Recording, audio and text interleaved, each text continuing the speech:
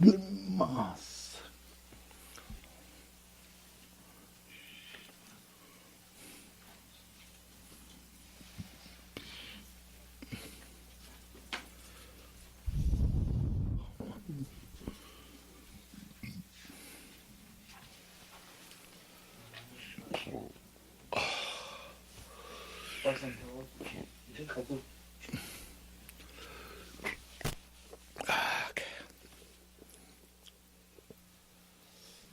Okay, please take a deep breath. Exhale all the tension and let go all the entanglements and just relax. Be here and appreciate, rejoice this opportunity. And with this mind, we'll say some opening prayers. So please open the prayer booklet. We say the prayers with a contemplative way. All Mother Sentient beings, especially those enemies who hate me, obstructors who harm me, and those who create obstacles on my path to liberation and omniscience, may they experience happiness, be separated from suffering, and sublime will establish them in the state of unsurpassed, perfect, complete, and precious Buddhahood. All Mother Sentient beings, especially those enemies who hate me, obstructors who harm me, those who create obstacles on my path to liberation and omniscience, may they experience happiness, be separated from suffering, and supremely establish him in the state of unsurpassed, perfect, complete, and precious Buddhahood. All Mother Sentient beings, especially those enemies who hate me, obstructors who harm me, and those who create obstacles on my path to liberation and omniscience, may they experience happiness, be separated from suffering, and supremely established in the state of unsurpassed, perfect, complete, and precious Buddhahood. All Mother Sentient beings, especially those enemies who hate me, obstructors who harm me, and those create obstacles on my path to liberation and omniscience, may they experience happiness, be separated from suffering, and supremely establish in the state of unsurpassed, perfect, complete, and precious Buddhahood. Until I attain the heart of the light. Oh, no, first if I misput the page. Thus, until I achieved enlightenment, I perform virtuous deed with the body, speech, and mind. Until that, I perform virtuous deed with the body, speech, and mind. From now until this time, tomorrow, I perform virtuous deed with the body, speech, mind. We take refuge in the kind, root, and lineage lamas. We take refuge in the deities, the mandalas, the yidams. We take refuge in all the exalted Buddhas. We take refuge in the perfect Dharma. We take refuge in the excellent order of the Sanghas. We take refuge in all the noble Dakas, Dakinis, and Dharmakati, possessor of the eye of wisdom. We take refuge in the kind, root, and lineage lamas. We take refuge in the deities, the mandalas, the yidam. We take refuge in all the exalted Buddhas. We take refuge in the perfect Dharma. We take refuge in the excellent order of the Sanghas. We take refuge in all the noble Dakas, Dakinis, and Dharmakati, possessor of the eye of wisdom. We take refuge in the kind, root, and lineage lamas. We take refuge in the critics of the mandalas, the yidam. We take refuge in all the exalted Buddhas. We take refuge in the perfect Dharma. We take refuge in the excellent order of the Sanghas. We take refuge in all the noble Dakas, Dakinis, Dharmakati, possessor of the eye of wisdom.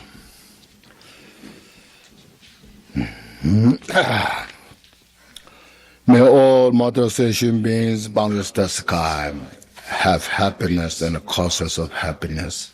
May they be liberated from suffering and the causes of suffering.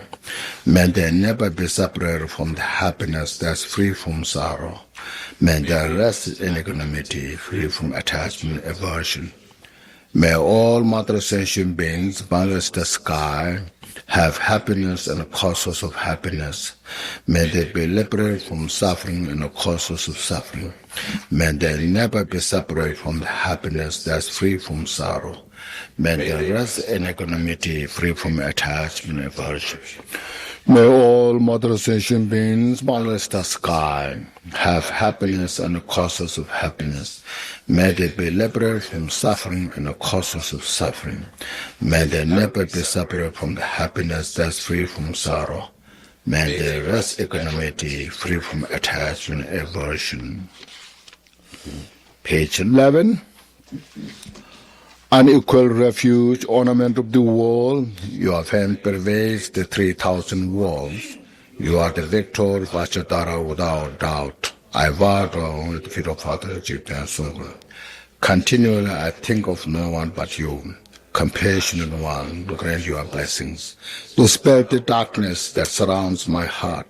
Please bless me so that I realize the energetic nature of the mind. Thank you.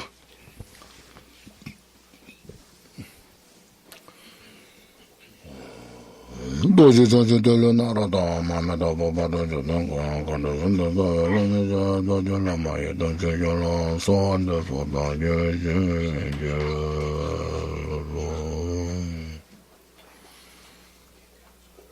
doji goji ni ni je de zaka ya da da la pe ba jana la je ni je de de don za ba kan da ya da de so no ba kun de no so de so ba ni de cha jo sen pe so jo so je ge ne yum de la ko za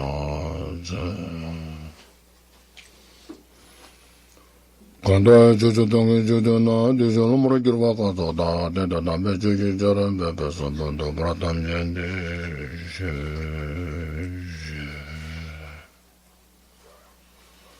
Dosa simja damja lo cho zondo wa chinja lab dosa, cho lam dondo wa chinja lab dosa, lam trapasa wa chinja lab dosa, chuba ye shiosa chawra chinja lab dosa.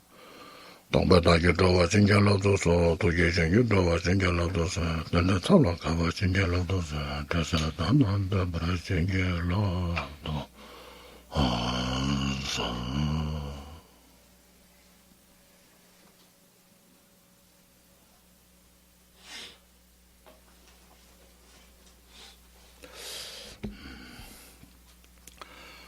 Good morning, everybody. Good morning. Okay. So we have today the day. We're so fortunate to have this opportunity to study, practice the precious Dharma teachings, which always we have to remind ourselves how fortunate we are. These teachings are taught in the 11th century, but still in the 21st century we have this opportunity to reflect those great enlightened beings, that what they are talking about, teaching to their disciples who achieved enlightenment through these precious teachings, and we have the same opportunity. So appreciate, rejoice that we have done something good in our past life because we got this opportunity. So we take advantage full. So I'll use my precious human life in the best way, so that myself and there are some who are other interested can also breathe the peace, wisdom,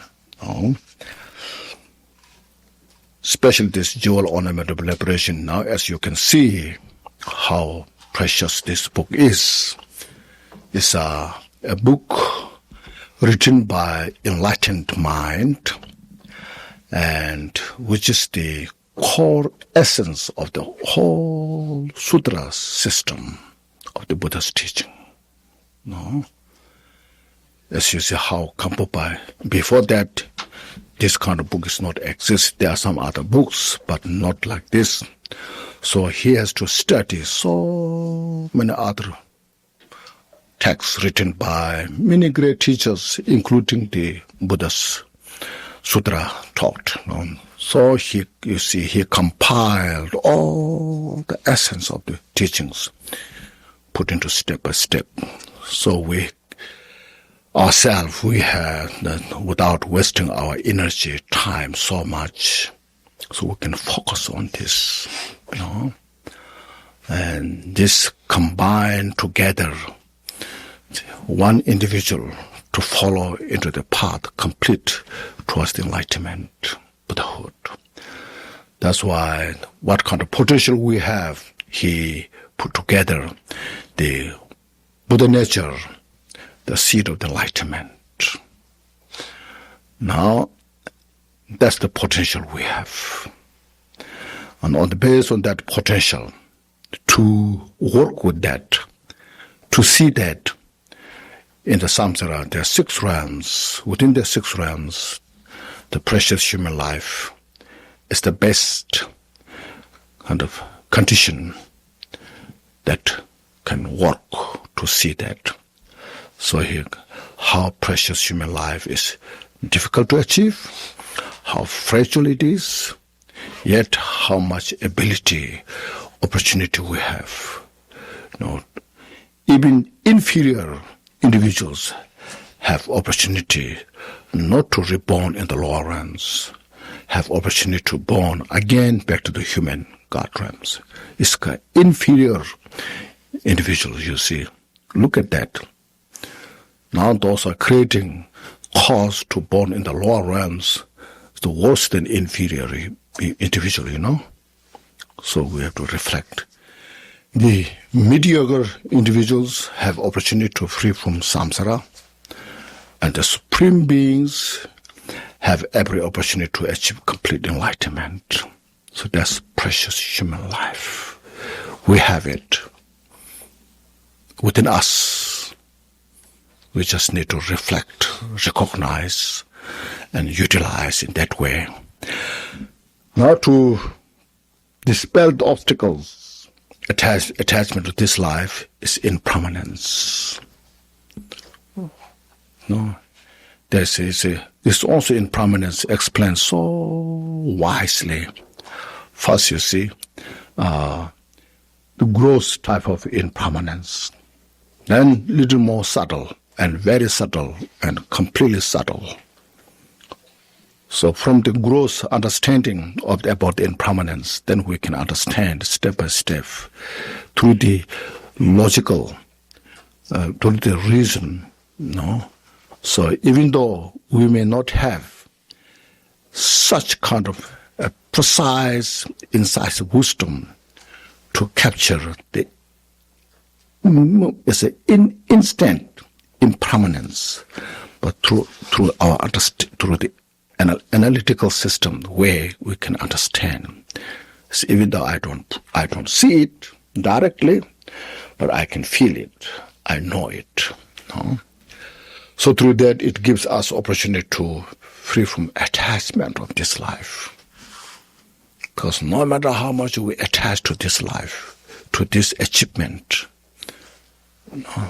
one day you have to leave behind. That time, everything's just illusion, like a dream. Look at this. Then, suffering of samsara. Look at to yourself gives us suffering of samsara, a sense of renunciation. Look at to other sentient beings who are suffering, give us opportunity to develop great compassion. Look at that. And causality. See. So with that, then it makes such a great foundation to develop loving kindness, compassion. Then taking refuge. So step by step, all the foundations lay out. Cultivating bodhicitta, as I mentioned, it is the direct cause to reveal Buddha nature. the consummate cause, the impeccable cause to free from our predicament. The scenario we face in the samsara, because of the delusions, confusions. Sometimes, if we're not careful, in the name of Dharma, without looking properly in the meaning, cover up with our attachment, our ego, sometimes we misuse Dharma. Misuse Dharma in order, instead to free from samsara, we create more samsara. No, so therefore we need such a vigilance to see things, use Dharma in the best way. So that's why it says it's laid out so carefully. Now you see, bodhicitta is not just being a nice person, no, feeding your ego, feeding your attachment. Bodhicitta, see, is such a rigorous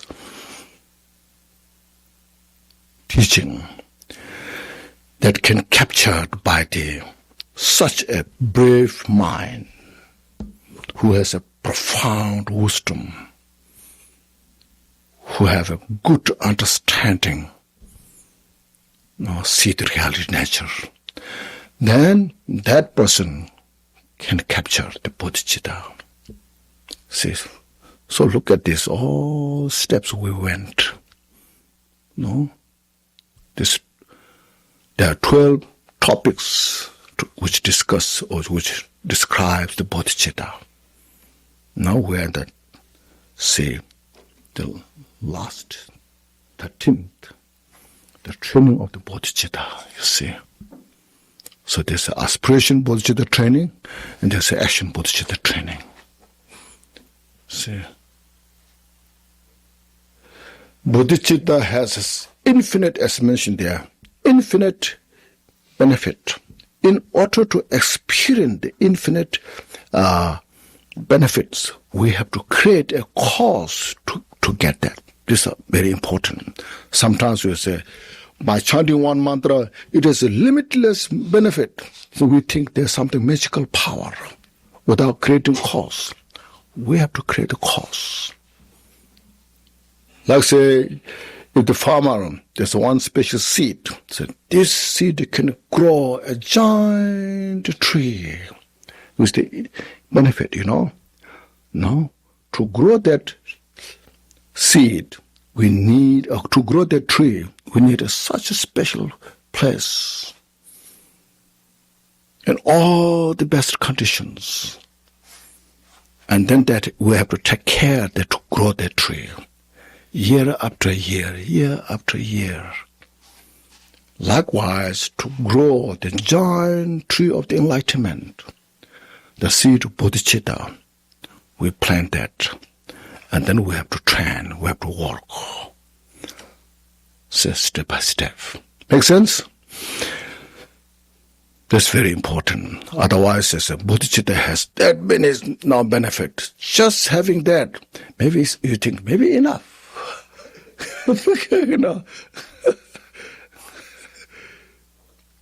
Without realizing what kind of work we have. So we follow the path joyfully because, as I mentioned, in the samsara, people are working so hard, sacrificing everything. How much they make effort. But at the end of the day, they haven't achieved any substantial thing, isn't it?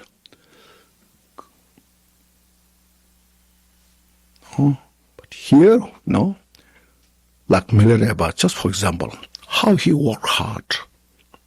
But at the end of the day, then how much he achieved. Still, his activities just activating all over the world. So, Milarepa, he did this, he said this. By hearing his name, just there's something feeling in the people's mind. because of his practice. Because that he earned the cause. No? Because the bodhicitta. One time when his disciple Drikung left, Milarepa said, Drikung left with a very good companion. It's a companion of bodhicitta. See, so we live with bodhicitta. We get sick with bodhicitta. We age with bodhicitta. And we die with bodhicitta. Bring that now as a conclusion. Then we're in the good place. We're in the right hand. We're in the right hand of bodhicitta. No. Just look at this, how precious this is.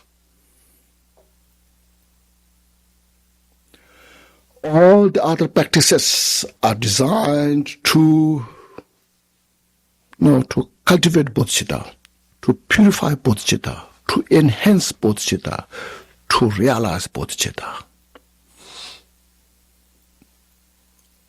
All the other teachings that Buddha taught say, bodhicitta is that highway towards enlightenment.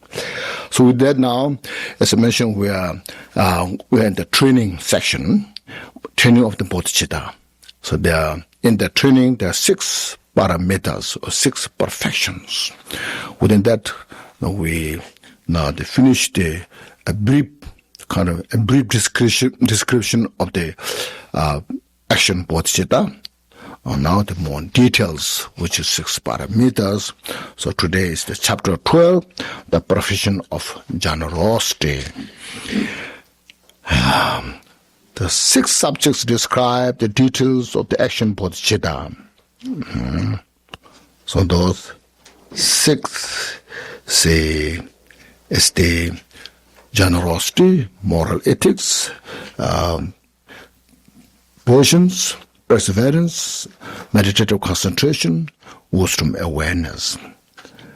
Now, within that, the first one, you see, the summary, reflection on the faults and virtues, definition and classification, characteristics of each classification, increase, perfection, and result. These 7 comprise the perfection of generosity.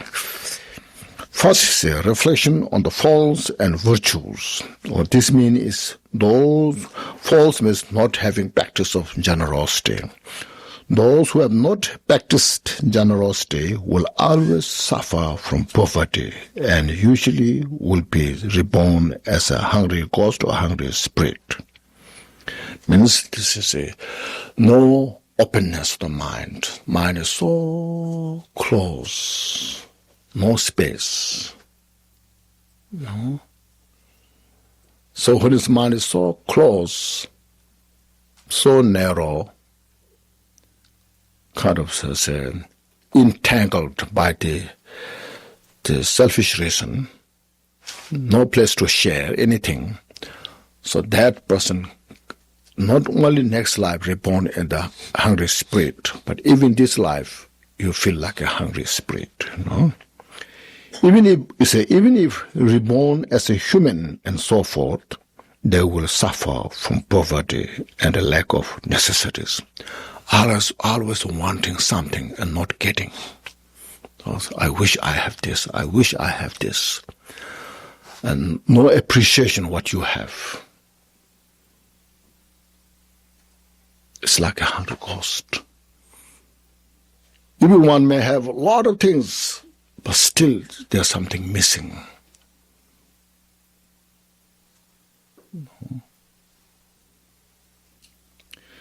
The condensed perfection of Wisdom Sutra says, the miserly will be born in the hungry spirit or ghost realm.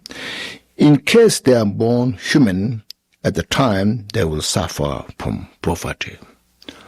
So you have to practice generosity, which will come down. The discourse on discipline says, Holy Ghost Spirit replied to Nawachewari. Means Nawachewari is I haven't found the Sanskrit word, it's Tibetan. It happened, he wandered in the realm of the hungry ghost, and he saw there are so many who are lack of food, clothes, and all this. And he asked, why you are here? What happened to you, all this? So they said, you see, Nawachewari, by the power of stinginess. So they said that by the power of the stinginess, we did not practice any generosity, so we are here in the world of hungry ghost. Some smart hungry spirit said this. He acknowledged.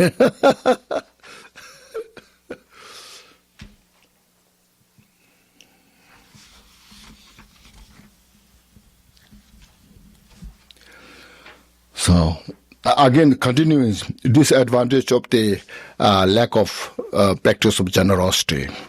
Without the practice of generosity, we cannot benefit others, you see. Even bodhisattvas cannot benefit others. So cannot achieve enlightenment. To achieve enlightenment, one has to benefit others, no? It is said, without the practice of generosity, one will achieve no wealth. So without wealth, one cannot gather sentient beings, to say nothing of achieving enlightenment. So this is a brief about the disadvantage of the lack of the practice of generosity. On the other hand, now if one has the practice of generosity, one who practices generosity will have happiness through wealth in all his or her different lifetimes, life after life, life after life. The condensed perfection of Wisdom Sutra says, the generosity of bodhisattvas cuts off rebirth as a hungry spirit, hungry ghost. So as you see, hungry ghosts, there's a special place, but as I mentioned, but even in the human realm, there are so many who are like a hungry spirit, hungry ghost. Likewise, poverty and all the afflicting emotions are cut off. Poverty, so here this afflicting emotion, in this case here, exhaustion, tired. When you are so tired, I'm so afflicted. You said it. No? Kind of say, tiresome. Exhaustion. Like that. So if you have that generosity practice, this all are lifted. Your mind feel free. See, your mind feel calm, peaceful. Likewise, poverty and all afflicting emotions are so cut off. See, by acting well, one will achieve infinite wealth well in the bodhisattva's life. This I think when you have the wealth of bodhicitta, the other day we went, bodhicitta is like the Vaishravana, the wealth deity.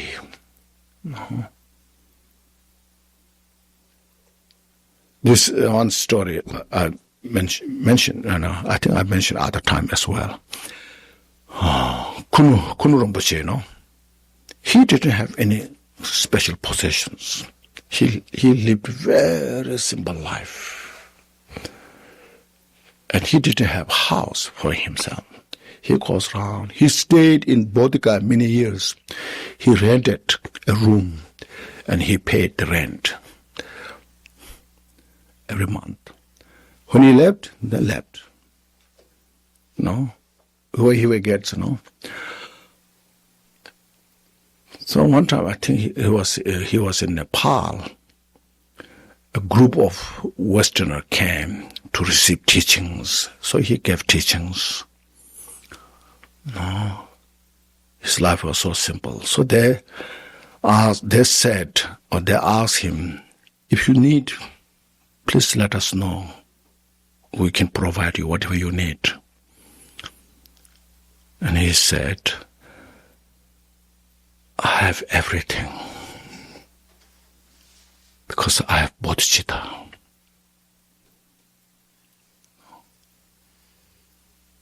So that's it. Next day they came again, and he gave them 1 rupee each, which like few cents, That's what he has, and he gave,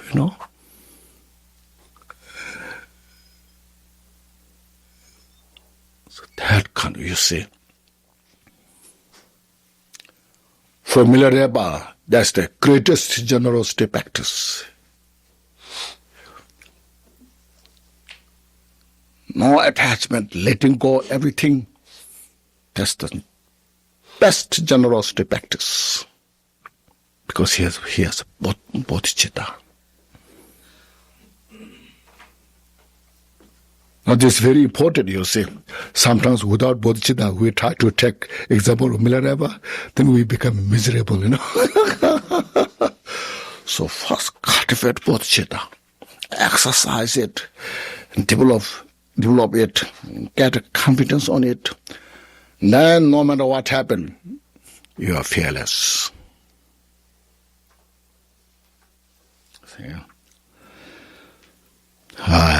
See, well, in the Bodhisattva's life.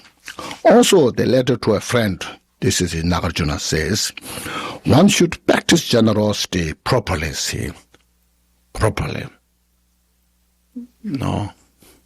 With pure motivation. There is nothing better relative than generosity. We give our relatives, friends, so that we expect that they will help us when we needed something. So this is my friend, this is my such, this is all, keep all the entourage of friend. But if you have bodhicittas, then that's the best relative, best friend, best family. No? So look at this. Always cherish this. Engaging in the middle ways, that's a Chandrakirti saying.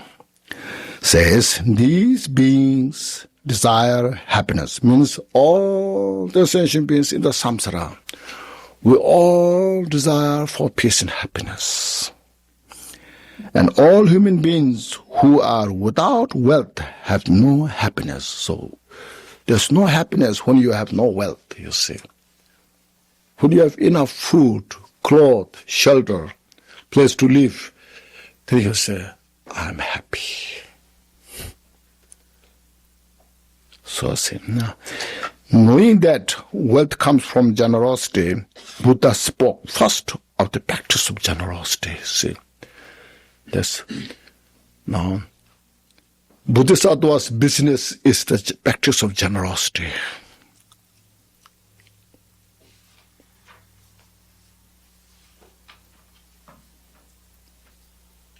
More you give, more it will come back.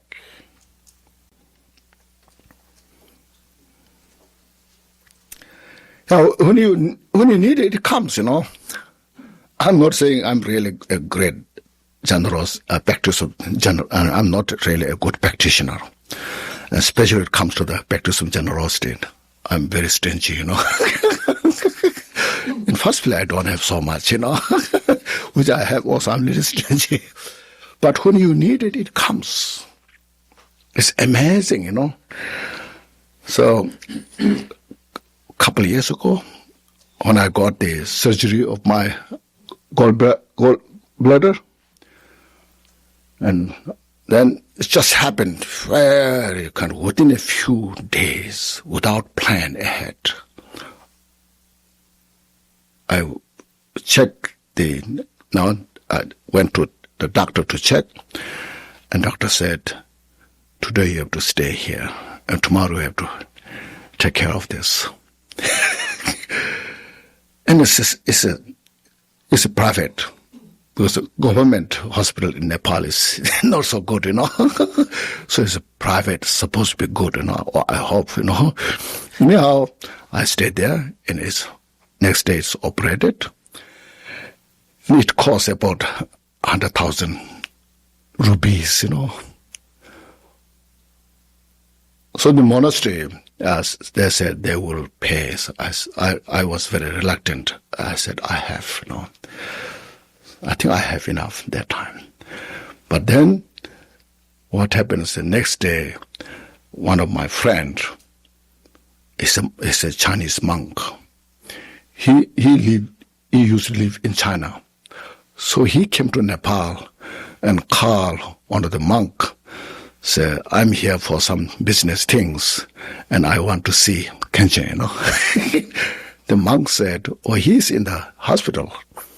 So he called in the morning, in the afternoon, he came and gave me $5,000, Said, this is for your expenses for this hospital.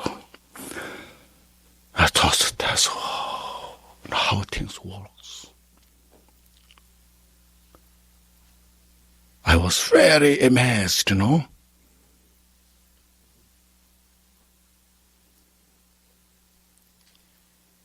things just happened. So then I told monastery, I got enough money, thank you.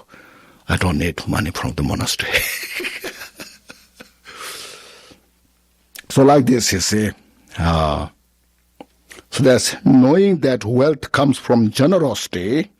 Buddha spoke first of the perfections of generosity. First means from the 6 perfection, he talked first in generosity.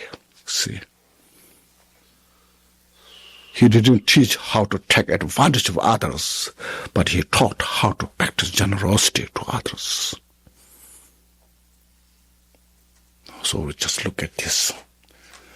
And then there comes peace, you see. This comes peace.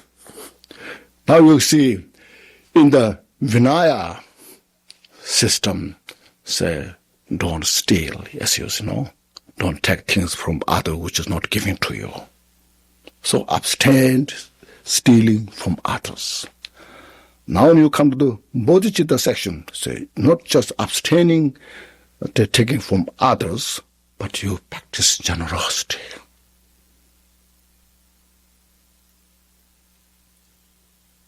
Look at this, you see. So, openness, happiness.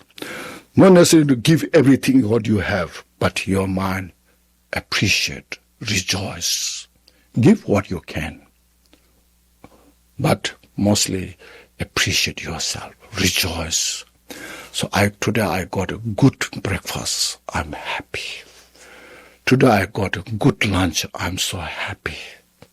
Rejoice. That will make you happy.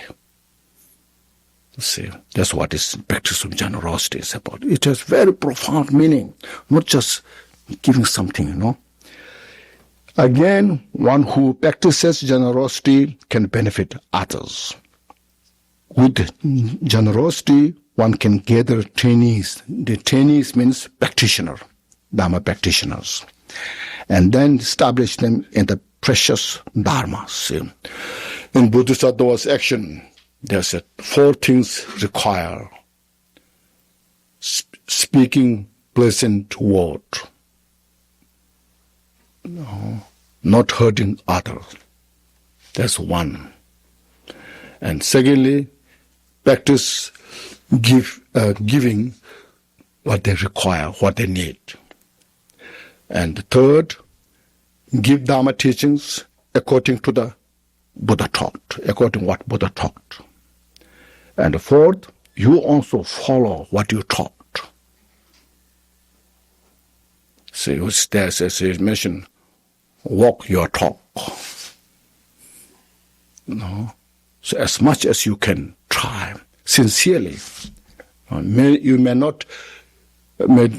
cannot do maybe 100%, but at least just go forward that what you can. No, there's some maybe out of our ability.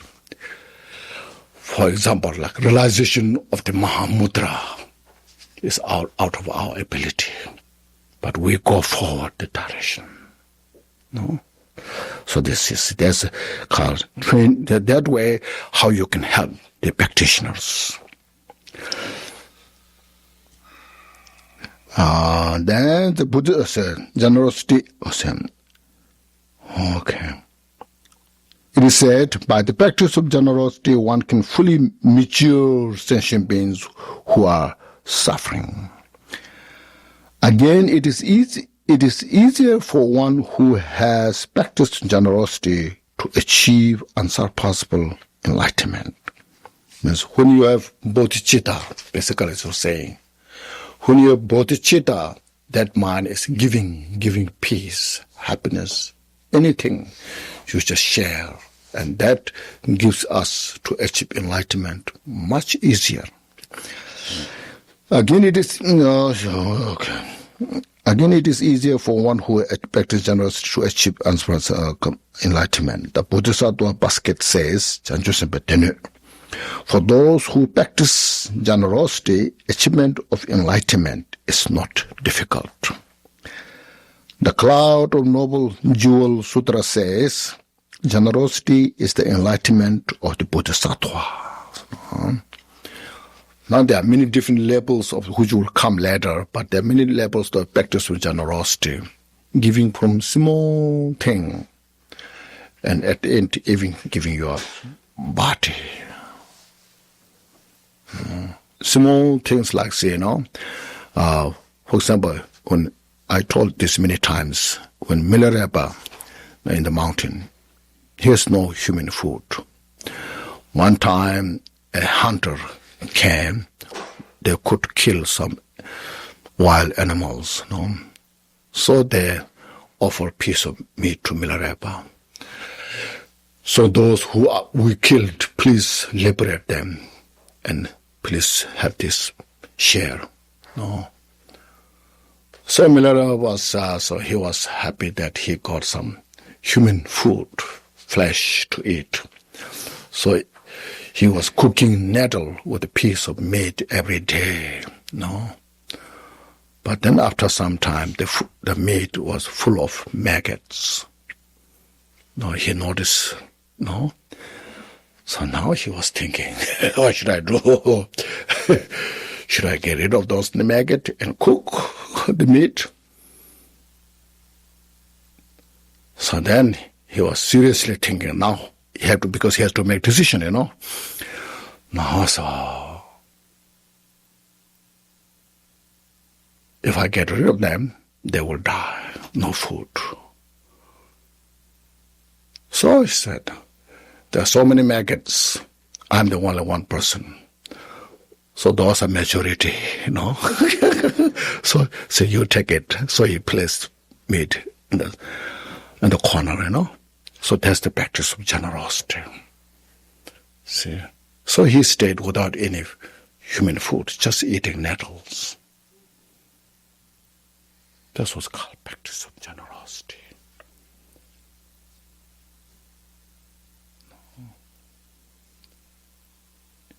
Even giving smile is practice of generosity.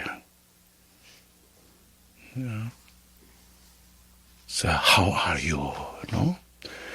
It gives them some kind of comfort, feeling of relax.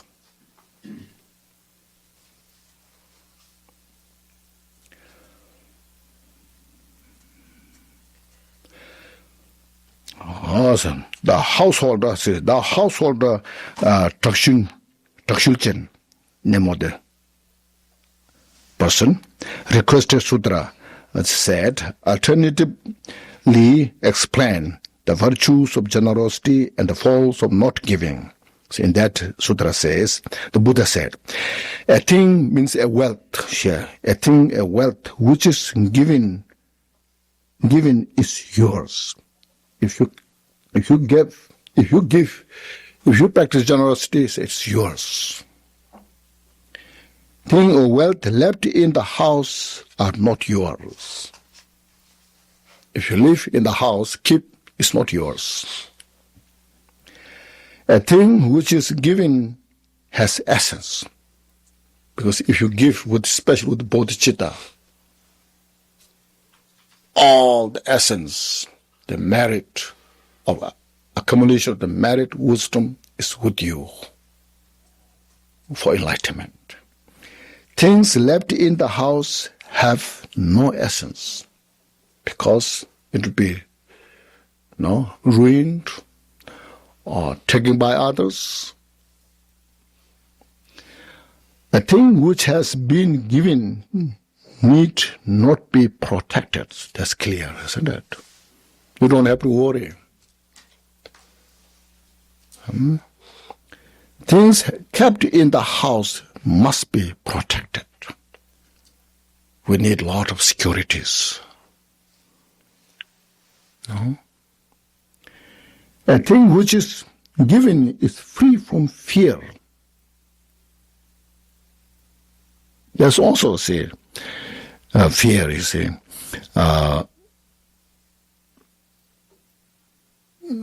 One time, Rechungpa was traveling from different places. So he has some possessions. So there are thieves, robbers in between. So they gave him and his friends some difficulties. And then Milarepa asked, have you faced any difficulties? Rechungpa said, we did. And then Rechungpa asked, have you faced any difficulties from thieves? Milarepa said, I have no anything, so there's nothing to fear. Or thieves, anything, As a matter of fact, one time when Milarepa was meditating all night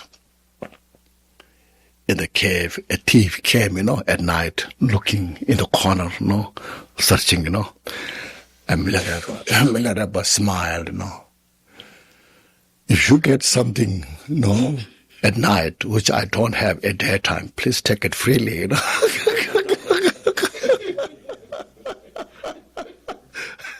So the thief, he laughed and left, There was no fighting, There's no need policemen,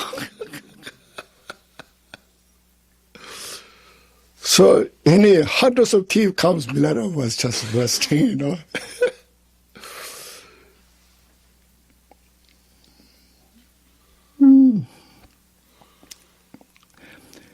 So things kept in the house are with fear. A thing which is given is closer to enlightenment because you're disentangled from the attachment. You let go and go towards the enlightenment, out of samsara, Things left in the house go into the direction of the maras, Here of the mara means mara of the afflicting emotions.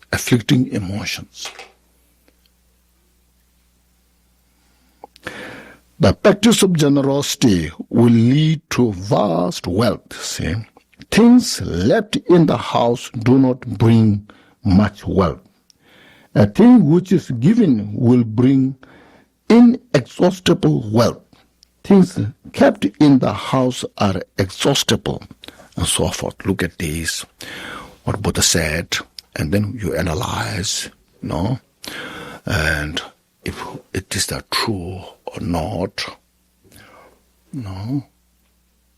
it makes sense or not. It's not just what Buddha said so, but say in your own mind, reflect.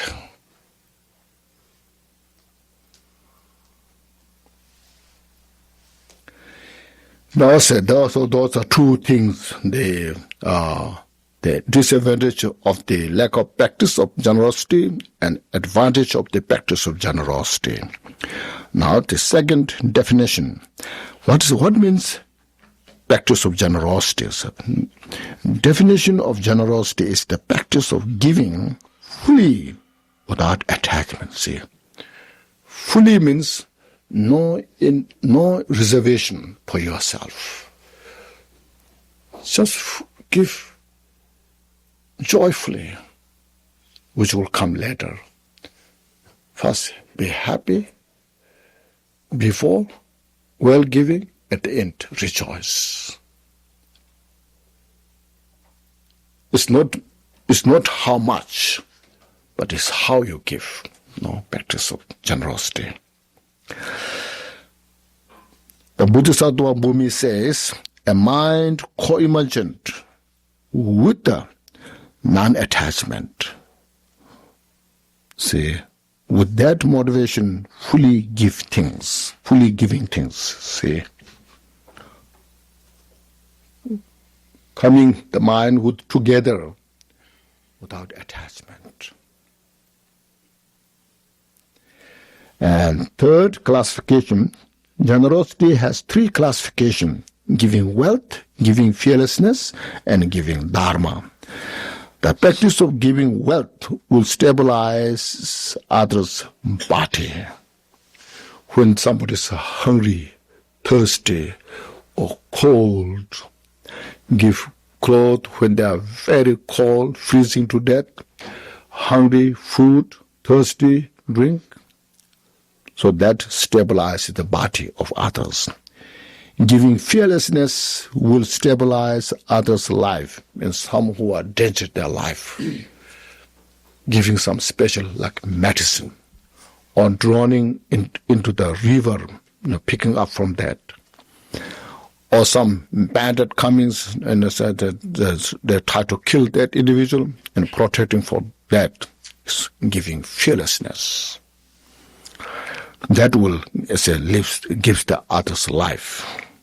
And giving Dharma stabilizes others' mind. When the mind is so confused, disoriented, into the delusion, and suffering helplessly, to that give the Dharma teachings, how to get out of that. And that stabilizes the mind, bring the mind calm, peace. Furthermore, the first two generosity practice establish others' happiness in this life, peace and happiness in this life. Giving Dharma establish their happiness hereafter, this life as well as life after life. Say the characteristic of each classification. So now, giving wealth, first the A. Two topics describe the practice of giving wealth: impure giving and pure giving. So the first should be avoided. The impure giving should be avoided. And the second should be practiced. The pure giving should be practiced. First, the A, one, impure giving. What that means, Furthermore, there are four topics under impure giving: impure motivation, impure materials, impure recipients, and impure method. First, impure motivation. They are wrong and inferior motivations. If they ask how many impure motivations, there are two, or wrong motivation and inferior motivation. The first, the wrong motivation. Generosity with the wrong motivation is giving in order to harm others, to harm their life or anything. So giving with a desire for fame, in this life, and giving in competition with others. Bodhisattvas should avoid these three. The Bodhisattvas, Bhumi, the Asanga says, Bodhisattvas should avoid giving in order to kill. So it's like enemy. I will give you this amount, 1 million. You have to get rid of that person. I have something here, thank you. No, it's okay. I know.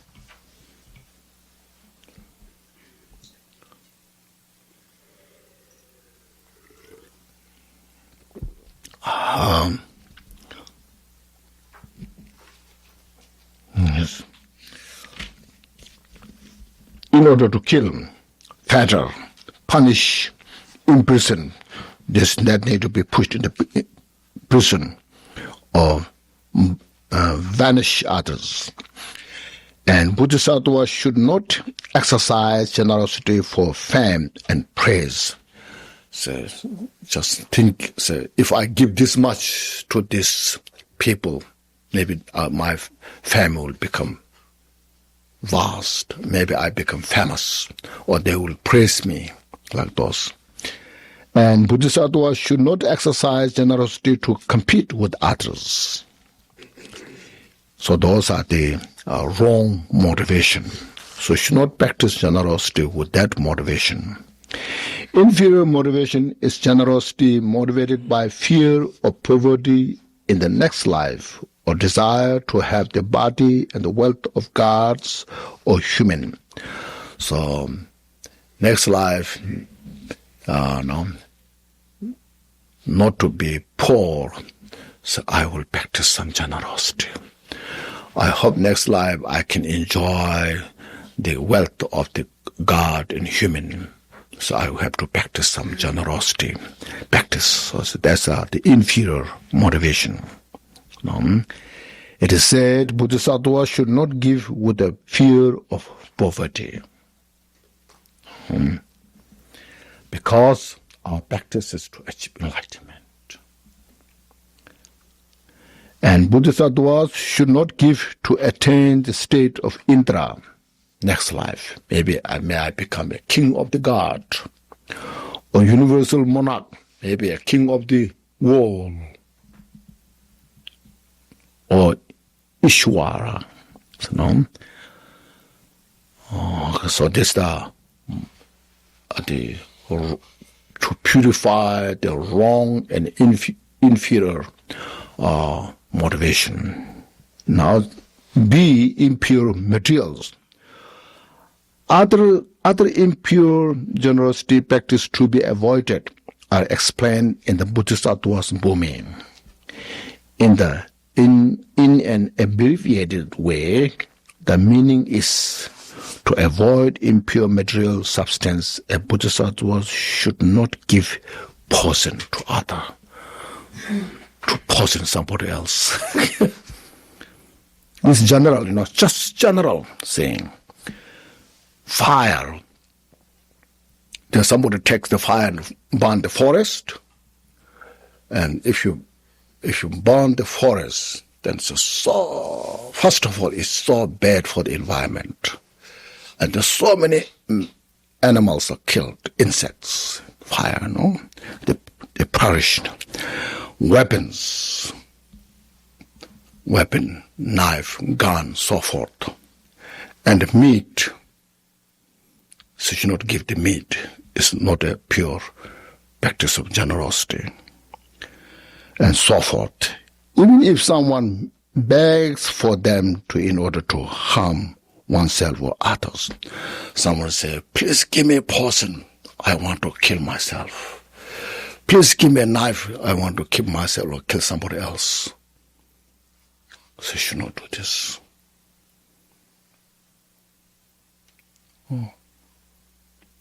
So precious this, you see. These things are same happening nowadays. It's written in the 11th century,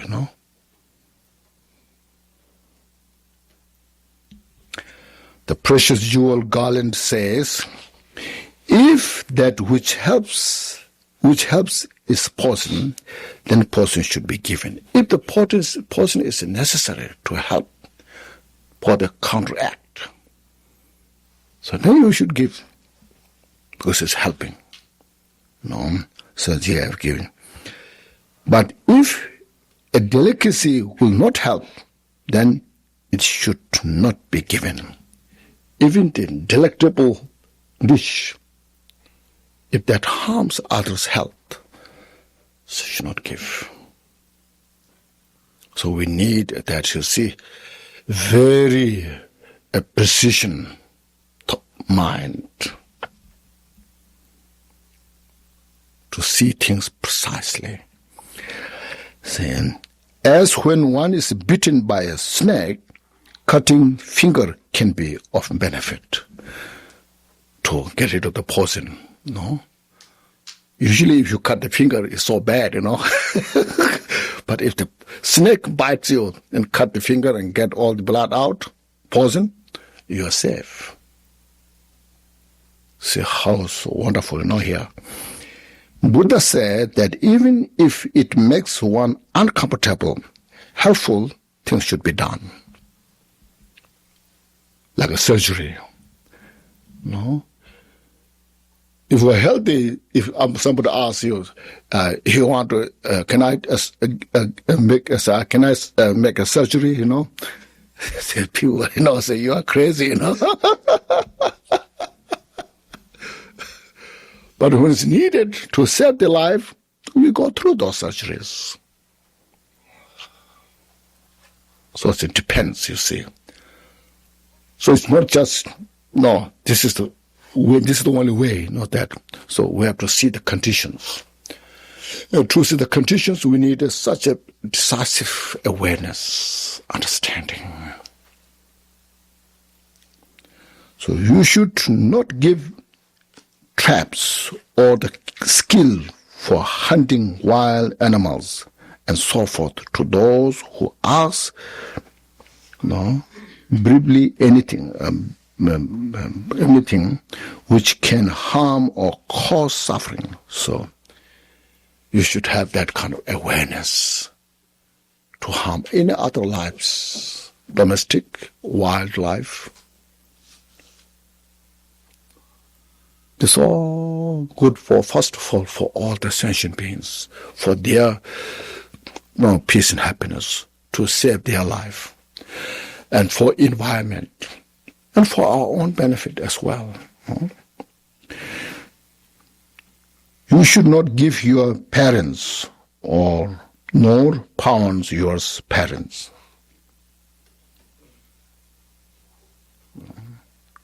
Some great bodhisattvas, sometimes that happens, they give, but that should not give in.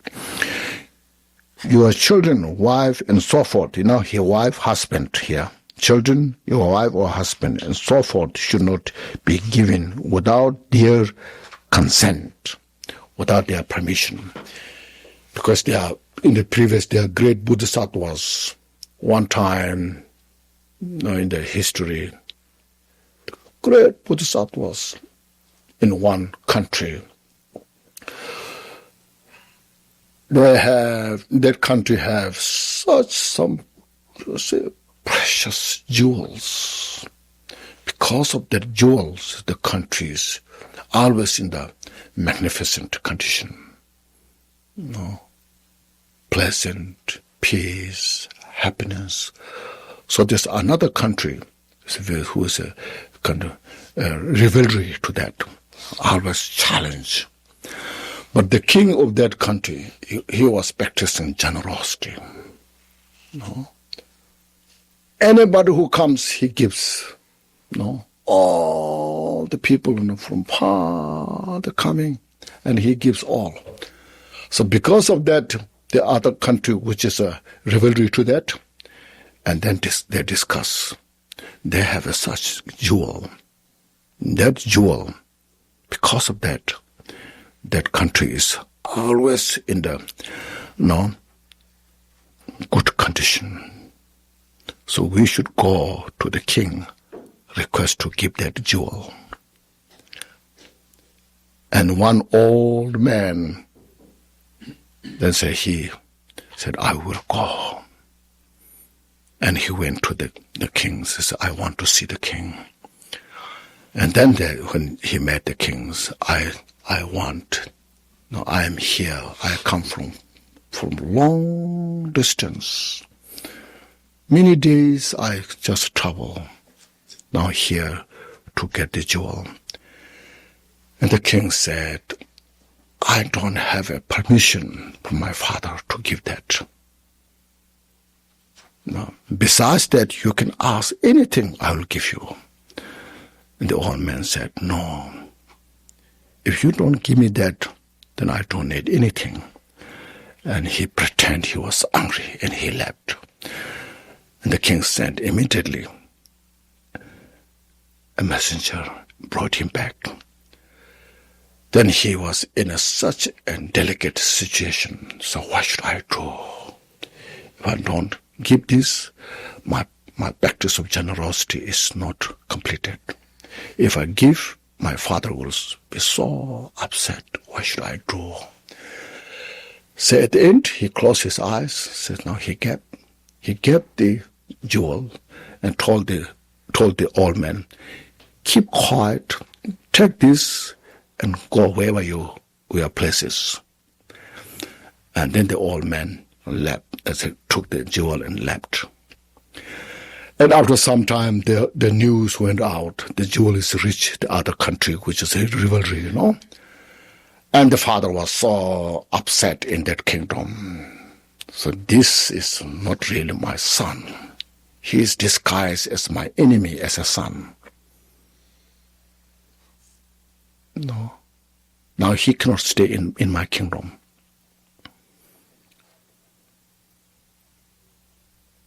All the people begged, said, "No, I cannot accept him as my son. So from today, you have no place in my kingdom. You have to leave." So he and his wife, the two children, they left. And not only just left, sending to such a distance where there's dangerous, most dangerous, like wild animals, like tigers, like bears, like these things. Then on the road, they left. And then on the road, one man came, asked to give his children. And he said, "I love you so much. You are more than my heart. But since I practice this generosity, I give. So you take it." And the children said, "No, I am giving you to this. So please don't get upset. You understand my point, and please go with them." And then they left his wife. Then he was approaching to that very dangerous place, and another people came, asked to give his wife. And there again he said, "I love you so much, more than my heart. But since I practice this, so please accept my practice." Said, "Please go with him." Then he himself went to that place, such a desolate, dangerous place.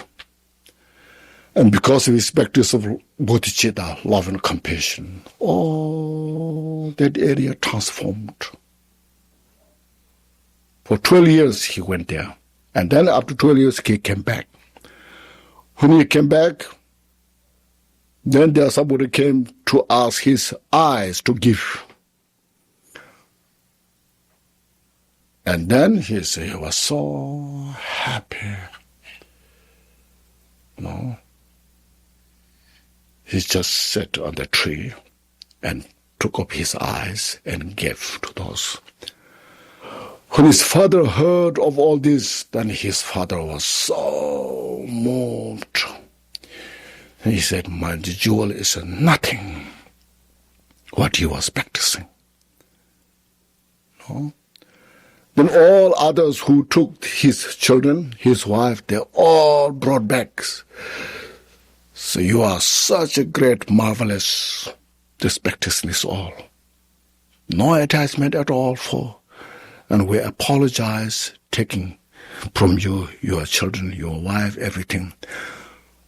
And then his father also sent a great messenger, so please come back to the kingdom. And that also heard the other country, rivalry, that country heard of that he was giving all his children and a wife and his eyes. And he was sent to that place, that's such a dangerous place, because he had given the jewel. And all that country also, they got meeting together, so we made such a mistake. Because of us, he faced all those difficulties. Now let us go back. Not only giving the jewel to him, but we should all be follower of him, part of his country. So that's what is this now, Bodhisattvas, those practice, you see. When you have, those are highly accomplished great Bodhisattvas, like 10 mumis, 8 or 10 mumi Bodhisattvas action. But basically, the practice of generosity, how it does. So we just do what we can, That's what it's impure. See, anything which can be harm or cause suffering, you should not give your parents the hand, or nor pawn your parents. Your children, wife, and so forth should not given without their consent or without their permission. You should not give a small quantity have great wealth, having great wealth. You should not accumulate wealth for giving, you see. Somebody say, I want to do this, can you give us donations? So that's also not right. You give when you have. When you don't have, don't worry.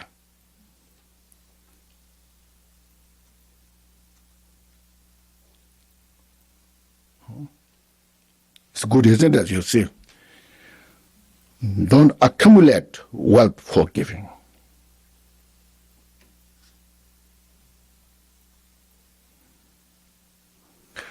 So these are Bodhisattva's practice, you see. So these are the motivation, all these material things. Now, impure recipients, to avoid impure recipients, do not give your body or pieces of your body to the Marakula Devata. Means who belong to the Mara. Who belong to the Mara. Demons, because they ask for this with a harmful motivation. They don't need it. They're asking you just to harm.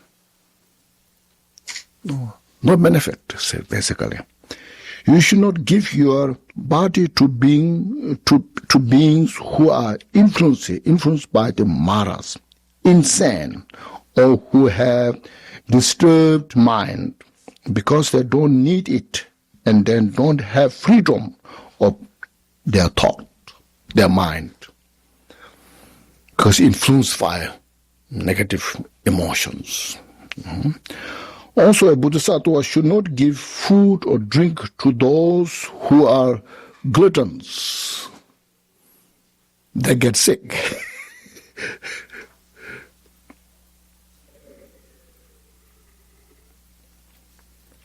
You'll give some food, say, now this is enough. Or any wealth, Gluttons, not just only food, even wealth. Even they have enough, still they want more and more. It's glutton. It's a glutton stomach, glutton mind. Now, impure method to avoid impure methods, you should not give with unhappiness. Mind is suffering, unhappy, anger, or disturbed mind. You should not give with disdain or disrespect for an inferior person. There are some beggars who are very weak, looks very odd, filthy. So those who said, don't look down them and then give.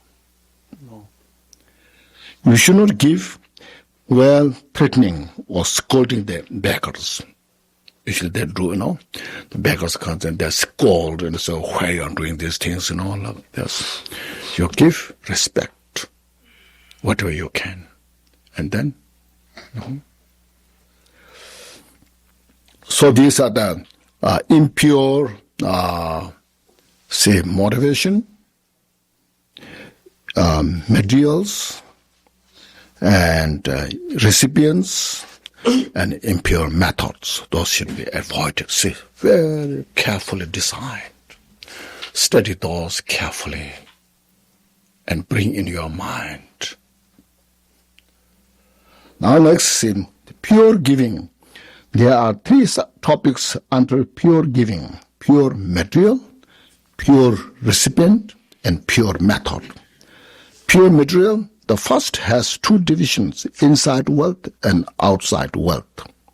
Inside wealth, inside materials are those related to your body. See, the Narayana requested sutra says, you should give your hand to those who desire hands. Should give your leg to those who desire legs. Should give your eye to those who desire eyes. Should give your flesh to those who desire flesh. Should give your blood to those who desire blood, and so forth. That's which belong to yourself. So those bodhisattvas have not fully actualized the equality of oneself and others should only give their whole body, not pieces. Means have not actualized the emptiness. If you have not actualized the emptiness, equal of all others and phenomena, so you should not give your body pieces, because the pain you have cannot tolerate. This also Lord Somkun said very precisely. You should have such a strong motivation, he said. But your action is not with your motivation. You cannot act according to your motivation. So have the infinite motivation, bodhicitta, but act according to your ability. First you just practice slowly. Engaging in the conduct of Bodhisattva, Shantideva says, you see, those who lack the pure intention of compassion, means the compassion is not sealed by the emptiness realization. See, should not give your body away. See, you may regret. See, this is called the skillful method of Bodhisattva's practice. Instead, both in this and future lives, you should give it to the cause for fulfilling the great purpose. Then when you actualize emptiness, then you do those practices to achieve complete enlightenment. But without the compassion is sealed by the emptiness, you cannot give your body pieces. There's a lot of stories, Shariputra, he was a great bodhisattva who achieved the sixth bhumi. And then that time somebody came, requested to give his eye, so he gave his eye. When he gave the eye, that is influenced by the Mara, and he stepped on the eye and make a noise. And Shariputra thought, what is doing? And he asked, why you want to do this? And he said, I want to just listen to the sound of that. And Shariputra himself thought, eye is so precious. And he's doing this for no purpose. So I give up bodhicitta. Because there's no way to fulfill the wishes of sentient beings. So there you see, when you are not completely kind of matured practice of the bodhicitta. You practice what you can step by step. It doesn't hurt your practice. See? This is called skillful practice of bodhicitta.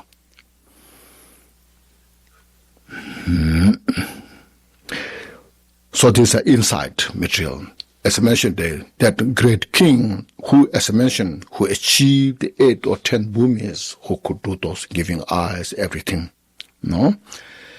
Outside material are food, drink, clothes, convenience. No? You can give cars, aeroplanes, child, wives, husband, and so forth, according to Dharma practice. See? The Narayana Request Sutra says there are outside wealth, so that wealth in general, grains, silvers, gold, jewels, ornaments, horses, elephants. Now that time, horses, elephant. Now there are cars, jeeps, all those things, and sword, and son, daughter, and so forth. So householder bodhisattvas are permitted to give all the outer, inner wealth. So outer wealth, all those possessions, inner, your body, can give. The ornament of Mahayana Sutra says, there is nothing that bodhisattvas cannot give to others, body, wealth, and so forth.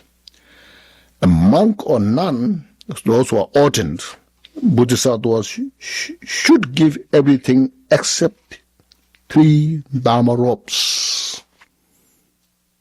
See, which are not allowed to give, not allowed to be given.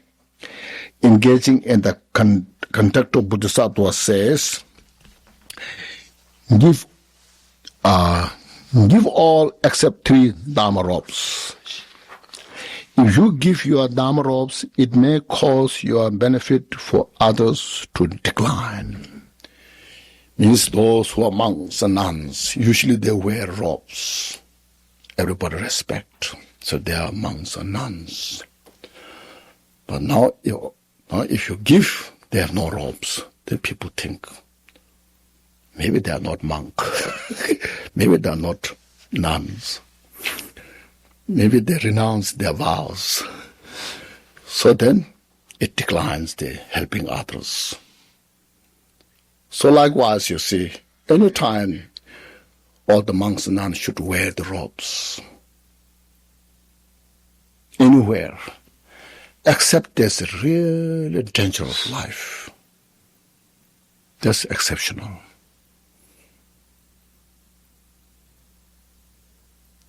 If you go out not wearing robes, people think, why is not wearing robe?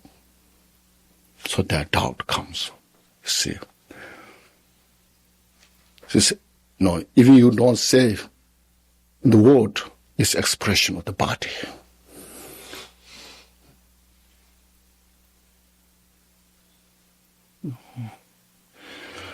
Where there's maybe not so many monks, a few monks are not used to have this culture, people may not pay attention.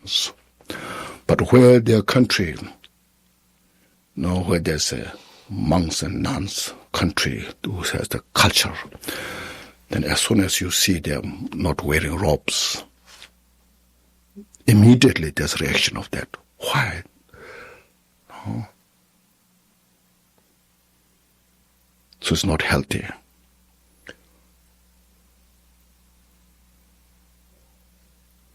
Especially you go outside, the public.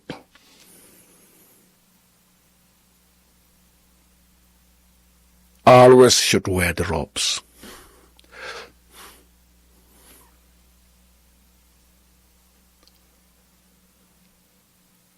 That's where we become monks and nuns. That's one of the first vow. The first vow has to give. The 3 robes. We're not so careful about that. No. put aside, not cherishing, then I think it's not so good,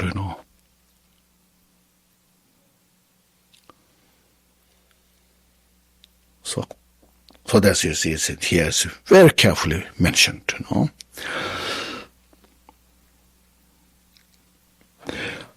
Then pure recipients. There are 4 recipients with special qualities. 1, and like spiritual masters or triple gem, so forth. Means there's special object of excellent knowledge, experience in the Dharma study and practice, so forth. Recipients who are special helpful to you, your kind parents, your kind relatives, friends, like your father, mother, and so forth. Recipients who are special due to suffering. People like those who are patient, unprotected, and so forth.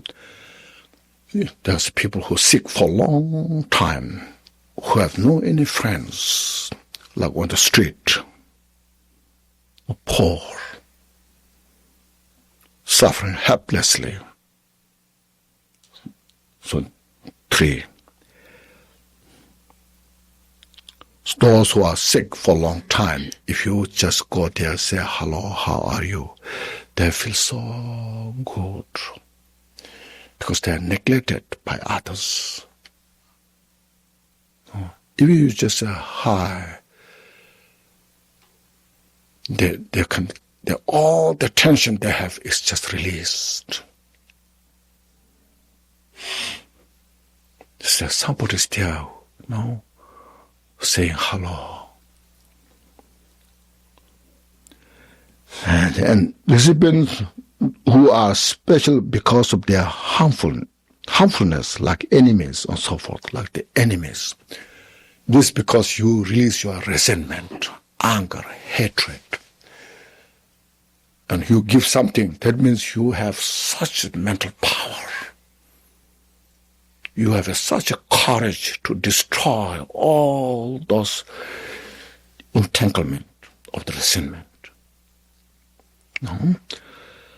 So forth, engaging in the conduct of Bodhisattva says, I work in the field of excellence, benefits, and so forth. Excellence is like those spiritual masters, Buddhas, Bodhisattvas. And benefit means those how much benefit you got from your parents, so forth. And then there's people who are sick or no protectors and those enemies. Pure method of generosity are giving with excellent motivation and giving with excellent action, the 2. The first is practice giving for enlightenment and sentient beings. Sentient beings benefit. So that's we are very clear, right at the beginning. We practice this to achieve complete enlightenment for the benefit of all sentient beings. Motivated by compassion. See, for the sentient beings' benefit is motivated by compassion. Regarding giving with the excellent action, the Bodhisattva's Bhumi says, Bodhisattva exercise in giving with the devotion. See, all the recipients we practice with the devotion, regardless who they are, respect. By their own hand, and then you give by your own hand with respect. In time and without harming others. In time is when you have, I think the explanations come, without harming others. See, here it comes. With devotion means that the Bodhisattva should be happy in all 3 times. Means beginning, middle, and end. He is happy before he gives, has a clear mind while giving, and is without regret after giving.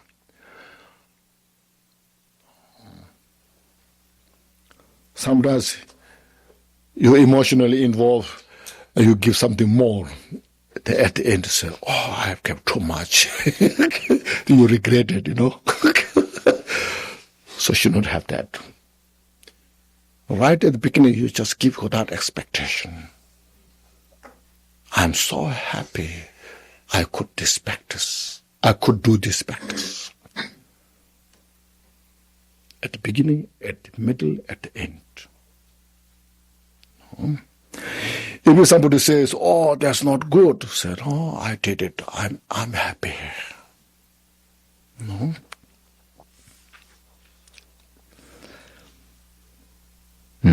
Without regret.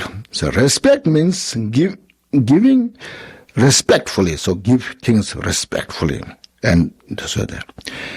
By their own hand means not asking others to do it.